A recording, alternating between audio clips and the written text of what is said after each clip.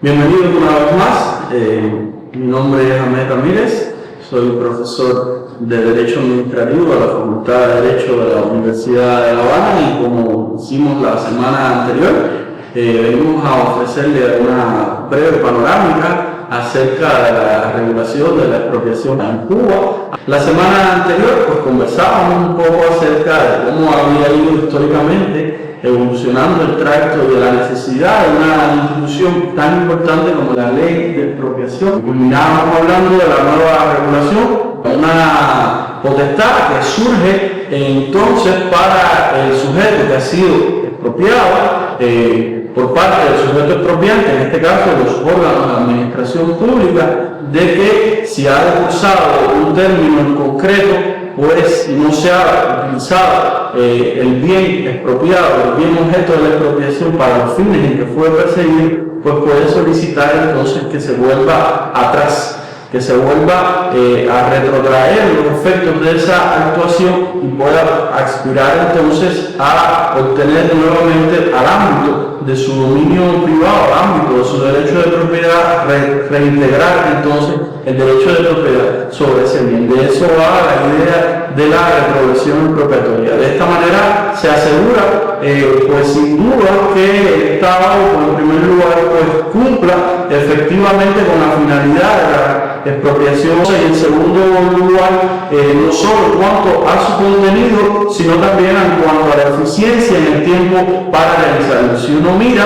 a veces algunos de los referentes comparados que hemos visto,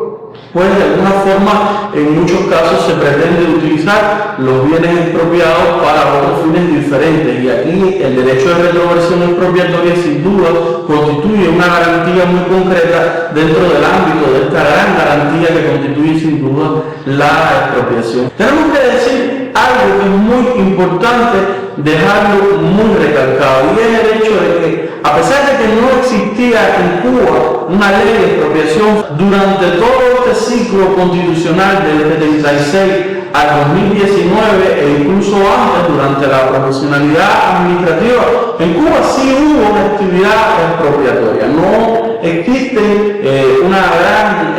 tasa de casos que puedan llevar en este sentido, pero sí ha sido una institución utilizada en muchos casos donde hacía falta pues abrir en una determinada área o comunidad el desarrollo de una actividad administrativa en concreto, como la construcción de edificios para prestar determinados servicios públicos, para construir determinadas carreteras, para zonificar determinadas zonas urbanísticas y en alguna medida también ha sido utilizada para el desarrollo de la infraestructura turística, que sin duda constituye también uno de los grandes motores impulsores y dinamizadores de la economía cubana, sobre los cuales se han articulado también otros sectores en esta idea del comercio circular, de la economía circular y que del encadenamiento que se ha pretendido en los últimos tiempos y que sin duda propende también al desarrollo del interés general. Por ende, esta ley no es una ley que viene para, de alguna manera, lograr algo que no había sido desarrollado. Por el contrario, es una ley que lo que viene es a consolidar un grupo de garantías para la persona y un grupo de requisitos y objetivos específicos para la administración pública cuando pretenda desarrollar el ejercicio de su potestad expropiatoria. Porque, como bien he dicho, ya existe una práctica expropiatoria que había sido desarrollada. ¿Qué pasaba con esta práctica? Bueno, que a la carencia de esta ley, pues de alguna manera esto quedaba en el ámbito del desarrollo de la regulación del proceso civil, que era su regulación positiva más concreta, y de alguna manera un régimen suficientemente pleno en el cual pues no se lograba identificar en todos los casos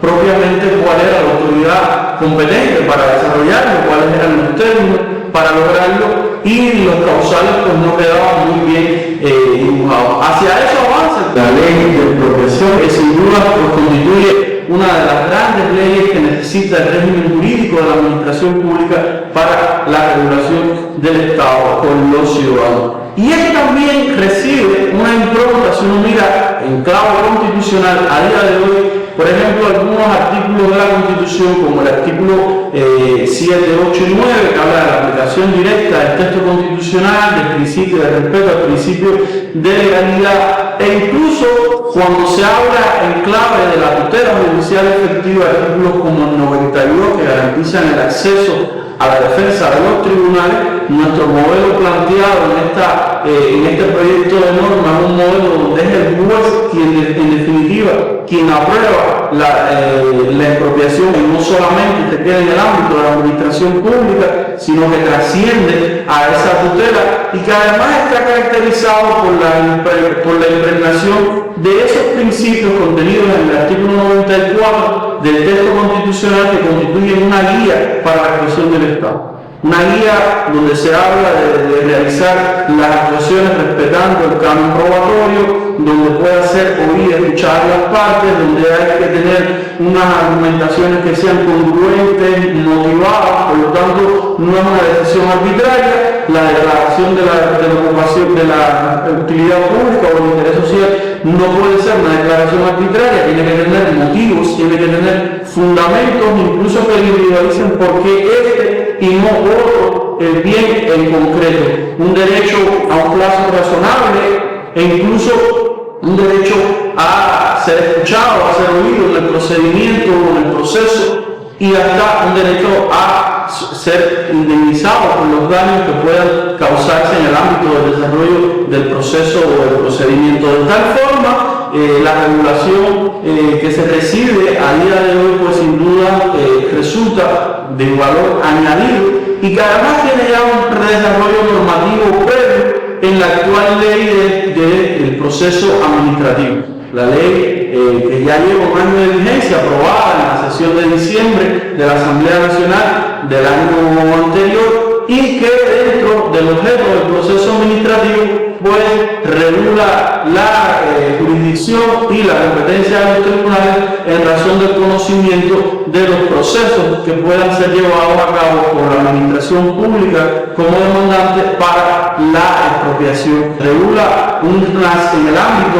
probatorio con una serie de requerimientos de cómo debe ser practicada la prueba en el proceso administrativo, y de esta forma pues se vincula la actuación del juez como sujeto determinante en la actuación expropiatoria. Por ende, aquí también hay otra idea importante para ir cerrando este pequeño espacio, y que significa que no es solo la determinación individual que pueda realizar un funcionario público en concreto acerca de la necesidad de expropiar un bien, sino que además esto está obligado, pautado por el imperio de la Constitución y la ley del proceso administrativo, a que se desarrolle un procedimiento garantista y luego un proceso garantista donde hay una práctica probatoria que ofrezca la total indemnidad patrimonial al sujeto expropiado en las condiciones que pueda ser restablecido en ese derecho a partir de la idea de ese justiprecio expropiado, ¿no? Entonces, bajo esta idea, pues